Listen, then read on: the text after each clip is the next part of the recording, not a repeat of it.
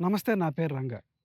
చట్టవిరుద్ధంగా కాపు సారా కాస్తున్నాడనే ఒక నేరం మీద పోలీసు వారు ముద్దాయిని, దాంతో పాటు కాచే సామాను, దానికి సంబంధించిన మెటీరియల్ కోర్టులో ప్రవేశపెట్టారు.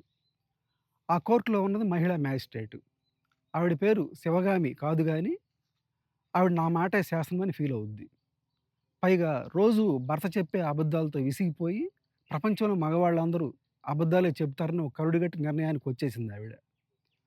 సామాన్లు, ఆ ముద్దాయిని, ఆ మెటీరియల్ పరిశీలించిన తర్వాత ముద్దాయితో అన్నది, "నువ్వు నేరం చేశావని నేను నమ్ముతున్నాను. నీకు శిక్ష వేస్తాను. ఫైనల్‌గా నువ్వు చెప్పేదేమన్నా ఉందా?" అని అడిగింది.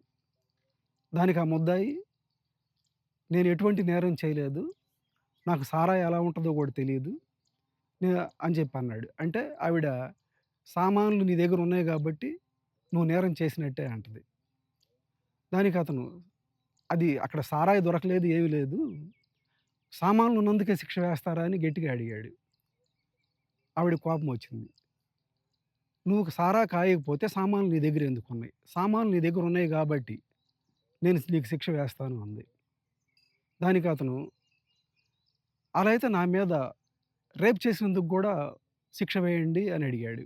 "అదేంది నువ్వు రేపులు గూడా చేస్తావా?" అని ఆశ్చర్యంగా అడిగిందావిడ. "నేను రేప్ చేయలేదు. కానీ రేప్ చేసే సామాన్లు నా దగ్గరున్నాయని" బదులిచ్చాడతను కోపంగా.